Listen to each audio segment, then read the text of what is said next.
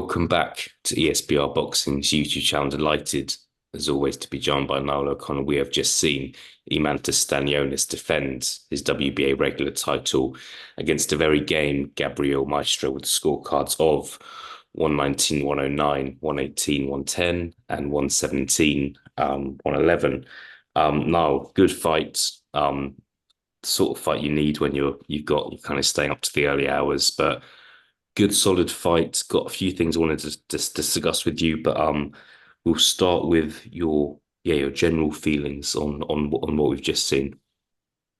Thought it was excellent, excellent fight. Much better than I think everybody expected it to be. To be honest with you, we knew Maestro was a decent fighter coming into this. Kind of experienced amateur, has power. Beaten unbeaten fighters before. But Stanionis was, rightly seen as the overwhelming favorite. But Maestro is so tricky, heavy-handed, and just really, really crafty operator. And I'm glad that, as you mentioned, we got a good fight at this hour of the morning for the European audiences. But whenever I see Gabriel Maestro's name now on the card, I'm gonna keep an eye out for him because he's earned a lot of fans there tonight. Yeah, like, I'm not going to pretend to be an expert on him, but kind of when I was doing my research, saw that he made his pro debut at the age of 32, and he's fighting for a world title for the first time at the age of 37. So look, fair play to him. I thought Stanionis was going to stop him in the first half of the fight, but he stuck in there, and it was a really possibly the toughest fight of Stanionis' career. I would say pretty much all of the rounds were competitive rounds. Which brings me on to the scorecards. One scorecard just gave Maestro the one round. I think most people would agree that's pretty harsh. However, I think there was only one winner there tonight. How did you have it, Niall? There was definitely only one winner. As you mentioned, Maestro was competitive in every round, but there was a deserved winner. I had a 116, 112, Stanionis. So I had a A4. 117, 111 card, right, fair enough. But those two other cards, the 118, 110, and 118, 109, crazy, crazy cards, to be honest. So disrespectful to the effort and the showing that Maestro put in.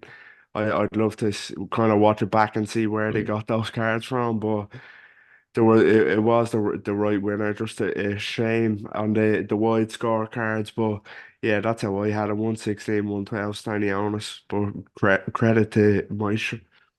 Yeah, and I think look, I think Stanionis maybe pulled away in the second half of the fight, but 6 rounds in, that was a close fight. Like I think that you've got to have that. I would say either 4-2 or 3-3, in my opinion. After 6 rounds, it was closer after that. So yeah, a bit disappointing. One judge only gave much to one round. It's disappointing and an ongoing issue in this sport. Do want to touch on Stanionis with you now. I think he's been out the ring for 2 years. It's kind of let's not forget that. So he could have been a bit ring rusty tonight and maybe not his best performance. Um, when you look at kind of the other guys in the division, I'm not convinced the division is what it was. If you consider there's a chance neither Crawford or Spence will fight at the welterweight division again. Um, Ryan Garcia, we don't know what's going on with him right now. We don't know when he's next going to fight, but his next fight could be at welterweight. In my opinion, there's not bundles and bundles of big names. In the division, there are some good, dangerous fighters, but yeah, we're not overflowing with talent, in my opinion. Um, is would you say is it crazy to say that Stanionis is the second best welterweight behind Jaron Ennis? He is a world champion. I think they mentioned in the commentary he apparently is going to be upgraded to super champion rather than regular champion in the next few weeks. What do you make of that statement? I don't think it's crazy at all to say that. I'd be in total agreement, to be honest. I think you hit the nail on the head. The welterweight division is not the glamour division that it once was. Crawford's gone.